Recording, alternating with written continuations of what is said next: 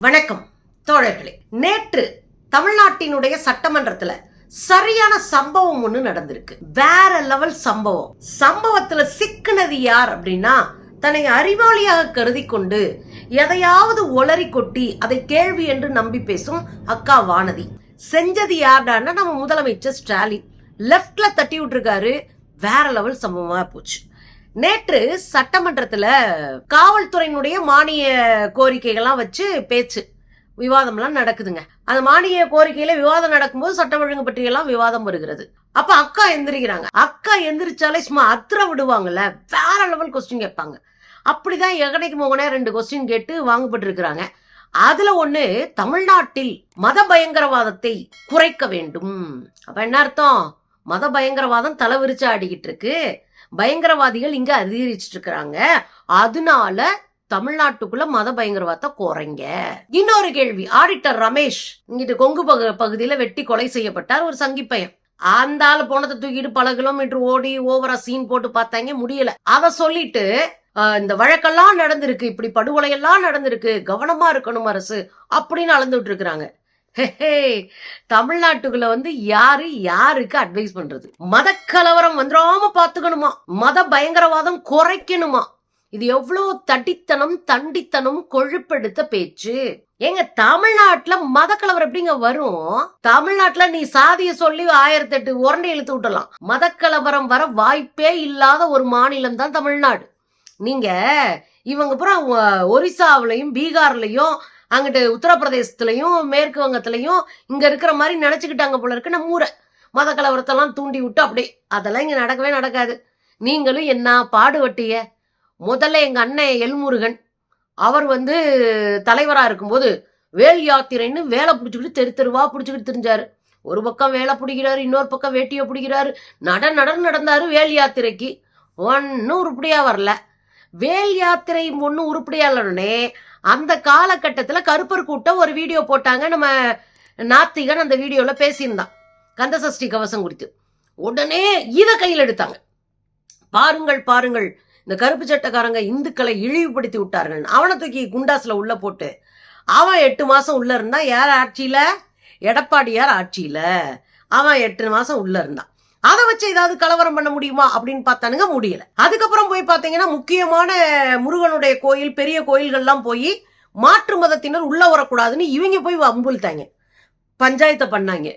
அதையும் அடிச்சு சரி பண்ணியாச்சு. எனக்கு நல்லா தெரியுதுங்க, பழனில எல்லாம் மாடு எடுத்துட்டு போன பாய்களை எல்லாம் சுத்து போட்டு சண்டைக்கு போயிருந்திருக்காங்க. அப்ப நம்ம கட்சிக்காரங்க தான், மார்க்சிஸ்ட் கட்சிக்காரங்க உள்ள நுழைஞ்சு போடல தெரிச்சு ஓடி இருக்காங்க.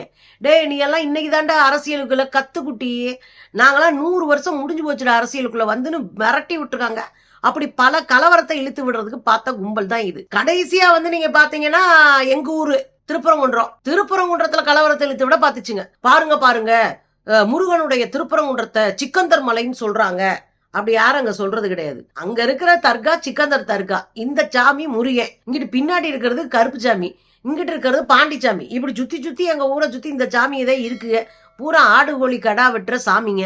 இதை புடிச்சு வச்சுக்கிட்டு ஒரு 7.5 இழுத்து விட்டானுங்க. 7.5 இழுத்து விட்டு மேல போய் ஆடு வெட்டுறாங்க, கோழி வெட்டுறாங்க. புனிதம் கெட்டு போச்சுன்னு மலையில போய் 5-6 பார்ப்பனர்கள் அழைச்சிட்டு போய் தண்ணியெல்லாம் தொளிச்சு புனிதம்லாம் வச்சாங்க, தீட்டெல்லாம் கழிச்சு விட்டானுங்க.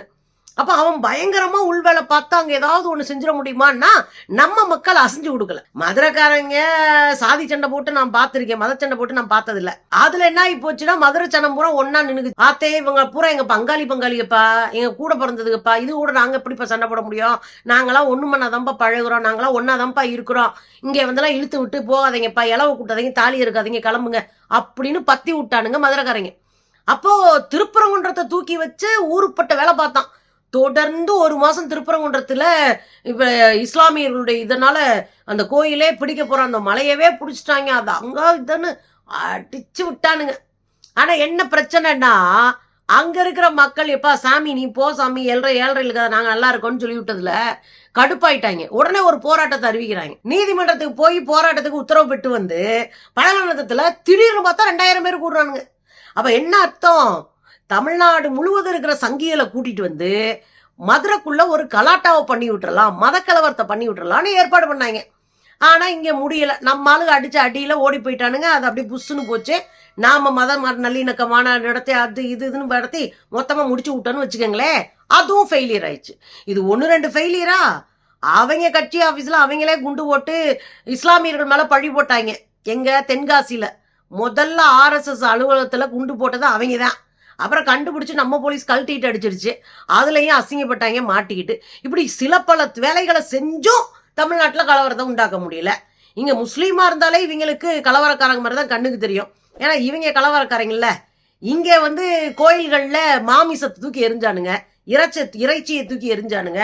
அதுல கலவரம் வரும்னு பார்த்தானுங்க, வரல. அப்புறம் இருக்கிற எல்லா சிலையிலையும் பெயிண்ட் அடிச்சாங்க, காவி பெயிண்ட. அதுல கலவரம் வருமானு பார்த்தானுங்க, வரல. இங்க நாம இஸ்லாமிய நம்மளும் உறவு முறை சொல்லி பழகுற ஆளுங்க. இஸ்லாமியர்கள் கோயிலுக்கு நாம சீர் கொண்டு போயிருக்கோம். அவங்க நம்ம கோயிலுக்கு சீர் கொண்டு வந்திருக்கிறாங்க. நம்ம நல்லது கெட்டதுக்கு அவங்க நிக்கிறாங்க, நாம போய் நிக்கிறோம்.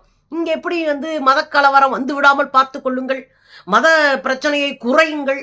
உனக்கு அலர்ஜியா இருக்கு.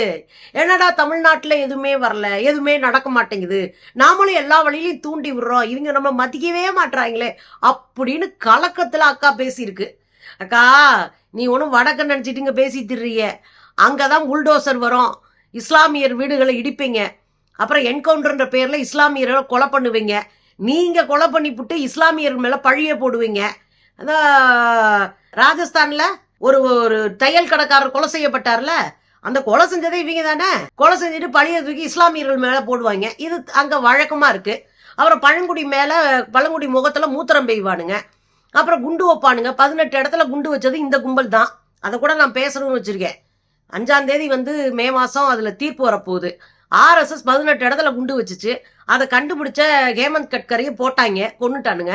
கடைசியில இப்போ அவங்க கூட இருந்த RSS காரரே சாட்சியா மாறிட்டாரு. அவர் கொடுத்த சாட்சியத்துல மொத்த குரூப்பும் உள்ள போகுது.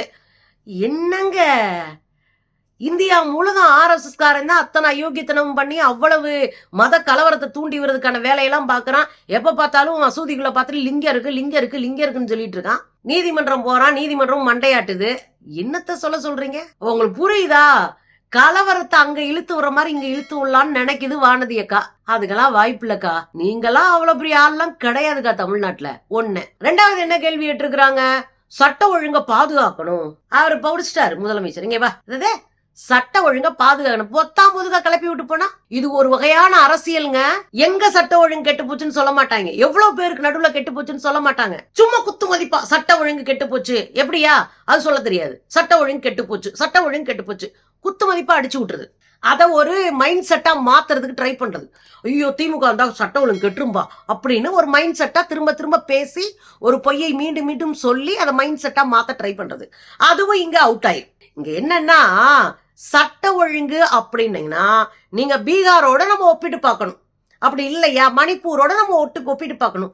டெல்லியோடயோ அங்க பக்கத்துல இருக்க மகாராஷ்டிரா, உத்தரப்பிரதேசம், இப்படி பக்கத்துல இருக்கிற மாநிலங்களோட தானே இன்னொரு மாநிலத்தை ஒப்பிட்டு பார்த்து அங்க இப்படி இருக்கு இங்க குறையா இருக்குன்னு நம்ம சொல்லணும். அப்படி மாநிலங்களோடு ஒப்பீட்டு அளவுல பாத்தீங்கன்னா தமிழ்நாடு சட்ட ஒழுங்கு ரொம்ப நல்லா இருக்கு. ரொம்ப ரொம்ப நல்லா இருக்கு. நீங்க அதை உணர்றதை விட நேத்தின் நேரம் பயங்கரவாதிகள் உள்ள நுழைஞ்சு 26 பேரை கொண்டானுங்க பாரு. அதுல சிக்காம தப்பிச்சு ஒரு நூல்ல உயிரை கையில பிடிச்சிட்டு வந்தாங்கல்ல, அவங்க கிட்ட போய் கேளுங்க. தமிழ்நாடு சொர்க்கம்னு சொல்லுவாங்க. இங்க போல பாதுகாப்பு வேற எங்கேயும் இல்லைன்னு சொல்லுவாங்க. ஒன்னு சொல்லவாங்க, தமிழ்நாட்டுக்குள்ள திட்டமிட்டு இப்ப மட்டும் இல்ல, கடந்த 10 ஆண்டுகளாகவே இந்த பிரச்சாரத்தை கொண்டு போயிட்டு இருக்கு பாஜக. முப்படை தலைவர் ராவத் இருந்தார்ல, அவர் இணையனும் ஹெலிகாப்டர்ல வரும்போது விபத்தாயி இறந்து போனாங்க. உடனே என்ன சொல்றாங்க? தமிழ்நாடு பயங்கரவாதிகள் கூடாரம். யாரு? ரங்கராசு. தமிழ்நாடு பயங்கரவாதிகள் கூடாரம். இப்படி பல சொல்லியிருக்கானுங்க. ஏற்கனவே ராஜீவ் காந்தி இங்கதான் குண்டு வெடிச்சு செத்ததுனால தமிழ்நாட்டை ஒரு பயங்கரவாதிகள் கூடாரமா ஒரு செட் பண்ணிடணும் அப்படின்றதுல தெளிவா இருக்கு இந்த காவி கும்பல். அதனுடைய வெளிப்பாடு தான் இன்றைக்கு சட்டமன்றத்துல பேசினது. அப்புறம் முதலமைச்சர் இங்க பாருமா, நீ பாட்டு பேசிட்டு இருக்காதீங்க, எங்க எப்போ எது நடந்துச்சுன்னு சொல்லுங்க அப்படின்னா பப்ப முழிச்சிட்டு அந்த கோவை குண்டு வெடிச்சுல, ஏமா அதெல்லாம் வெடிச்சு ரொம்ப நாள் ஆச்சு, அந்த வழக்கெல்லாம் முடிஞ்சே போச்சு. அப்புறம் இந்த ஆடிட்டர் ரமேஷ் கொலை, அது அதிமுக பீரியட்ல கொலை பண்ணது, அது நீதிமன்றத்துல இருக்கு. வேற பெண்களுக்கு பாதுகாப்பு இல்ல. ஏன்னா தமிழ்நாட்டுல பெண்களுக்கு பாதுகாப்பு இல்லையா? நீங்க வட இந்திய பெண்களும் மற்ற ஊர்கள்ல இருந்து வந்து இங்க தங்கி வேலை பார்க்குற பெண்கள்ட்டையும் கேட்டு பார்த்தீங்கன்னா, போன வாரம் கூட ஒரு வீடியோ பார்த்தேன். ஏங்க நான் 2 மணிக்கு போய் ஒரு டீயை குடிச்சிட்டு வருவேங்க வெளியே போய். இங்க அவ்வளவு பாதுகாப்பான ஏரியாங்கன்னு பெண்கள் வேற வேற மாநிலத்துல இருந்து வந்த பெண்கள் சொல்ற வீடியோவே கிடைக்கும், நீங்க போய் பாத்துக்கலாம். அங்க ஹிந்தியில வட மாநிலத்துல இருந்து வந்து இங்க நாங்க நிம்மதியா இருக்கோம் ஜாமிகளா அப்படின்னு சொல்ற கணவன் மனைவியினுடைய வீடியோ உள்ள கிடக்கு, போய் பார்க்கலாம். நீயா நானாவுல அங்க இருந்து இங்க வந்ததுனால நாங்க மனுஷங்களா மாறி இருக்கோம் அப்படின்னு வட இந்தியர்கள் பேசுறதை நீங்க பார்க்கலாம். இதெல்லாம் அக்காவும் பார்க்கணும். உள்ளூருக்குள்ள உட்காந்துட்டு உருட்டப்படாது. பெண்களுக்கு இங்க பாதுகாப்புல நான் ஒரே ஒரு சிம்பிள் உதாரணம் சொல்லவா? அவதார் குழுமம்னு ஒரு குழுமம் வருஷம் வருஷம் ஆய்வு பண்ணும். அந்த குழுமம் ஒவ்வொரு மாநிலத்திலையும் எந்த நகரம் பெண்கள் வேலைக்கு போயிட்டு பத்திரமா வர்றதுக்கான நகரமா இருக்குன்னு ஆய்வு பண்ணா, இந்தியாவிலேயே எல்லா மாநிலத்திலையும் ஒரு ஊரை சொல்றாங்க. டெல்லி, மும்பை, இப்படி ஒத்தொத்த ஊரை சொல்றாங்க, ஒத்தொத்த மாவட்டத்தை சொல்றாங்க எல்லா மாநிலங்களிலும். ஆனால் தமிழ்நாட்டுல மட்டும்தான் சென்னை, கோயம்புத்தூர் தொடர்ந்து பாதுகாப்பான நகரங்கள் பட்டியல்ல வருது. இதுலயும் சென்னை முதலிடத்தில் இருக்கிறது. புரியுதா உங்களுக்கு? பாதுகாப்பான நகரங்களினுடைய பட்டியல்ல முதலிடத்துல இருக்கு. கோயம்புத்தூர் இருக்கு. நம்ம மாநிலம் தான் 2 இடம் வந்திருக்கு. இதோட 47% பெண்கள் ஃபேக்டரியில போய் வேலை பார்க்குறாங்க. 50% மேல இருக்கிற பெண்கள் வந்து உயர்கல்வியில அடிச்சு போயிட்டே இருக்காங்க. போன வருஷம் நான் ஒரு புள்ளி விவரம் பார்த்தேன், 60க்கு மேல எம்ஃபில், பிஹெச்டி அந்த உயர்கல்வியில அதிகமா போனது தமிழ்நாட்டு பெண்கள். இதை நம்ம பேசியிருக்கோம் வீடியோல கூட. நீங்க பழைய வீடியோ எடுத்து பார்த்தா கூட உங்களுக்கு தெரியும். அப்ப கல்வியில நாங்க பெருசா இருக்கோம், பொருளாதாரத்துல பெருசா இருக்கோம், ஃபேக்டரியில போய் வேலை பார்க்கிற பெண்கள் பட்டியலையும் நாங்க தான் அதிகமா இருக்கோம். அப்ப பெண்கள் நல்லதானே இருக்காங்க. இங்க பிரச்சனை இருக்குன்னா இருக்குங்க, எல்லா மாநிலத்துல இருக்கிற மாதிரி இங்கேயும் பிரச்சனை இருக்கும். ஆனா அந்த மாநிலங்களில் ஒப்பீட்டு அளவில் தமிழ்நாட்டில் குறைவு. அதையும் குறைக்கணும், அது வேற. அதுக்கான முயற்சிகளையும் அரசு எடுக்கணும். ஆனா நீங்க சொல்றீங்க பாருங்க, அதெல்லாம் சொல்லவே கூடாது. நீங்க சொன்ன சௌக்கிதார் இருக்காருல்ல, அங்க இருந்து காஷ்மீர்ல இருந்து பயங்கரவாதிகள் வருவாங்களாம். அவன் பாட்டுக்கு நின்று 1/4 மணி நேரம் யாருமே இல்லாம ஃப்ரீயா நின்று சுட்டுட்டு அவன் பாட்டுக்கு 25 பேரை கொண்டு 26 பேரை கொண்டுட்டு போயிட்டே இருப்பானாம். ஆனா மறுநாளே கண்டுபிடிச்சிருவாங்களாம், பாங்க பாகிஸ்தான்ல இருந்து வந்து கொண்டுட்டாங்கன்னு. ஆனா வரப்போறத முதல் நாள் கண்டுபிடிக்க மாட்டாங்களாம். இன்னுங்க நீங்க பாதுகாப்புத்துறை வலுவா இல்ல, பாதுகாப்பு உபகரணங்கள் வலுவா இல்ல, நீங்க உளவுத்துறை வலுவா இல்ல, பிரைம் மினிஸ்டர் சௌக்கிதாரா இல்ல. இந்த கன்றாவியெல்லாம் இருக்கும்போது கூட நம்ம நாட்டை விட்டு கொடுத்துட கூடாது, ஒத்துமையா நின்று அடிக்கணும்னு எல்லா அரசியல் கட்சியும் ஒன்னா சேர்ந்து கூட நின்னா நீங்க மட்டும் போய் பிரச்சாரத்துல உட்காந்துட்டு இருக்கீங்க. நீங்க வந்து உங்க கும்பல் வந்து எங்க கிட்ட தமிழ்நாட்டினுடைய சட்ட ஒழுங்கு பேசுறாரு. அதெல்லாம் கடைசியா சொல்லியிருக்காரு சிஎம். தமிழ்நாட்டுல மத கலவரம் ஒரு போதும் நடக்கவே நடக்காது நடக்காது நடக்காது அப்படின்னு இருக்காரு. தமிழ்நாட்டுக்குள்ளெல்லாம் அவ்வளவு ஈஸியா பயங்கரவாதம் நுழையவும் நுழையாது, சட்ட ஒழுங்கு பிரச்சனை நீங்க எதிர்பார்க்கிற அளவுக்கு வரவும் முடியாது. வேணா ட்ரை பண்ணுவீங்க, அடுத்த தேர்தல் வரைக்கும் இதே வேலையில தான் இருப்பீங்க, நாங்களும் அடிச்சு ஓட விடுற வேலையிலே தான் இருப்போம். ஆக சட்டமன்றத்துல லெப்ட்ல அடிச்சு ஓட விட்டு இருக்காரு முதலமைச்சர். அக்கா கதறி கண்ணீர் விட்டு காண்டாகி இருக்கிறாங்க. நமக்கு சந்தோஷம்ப்பா.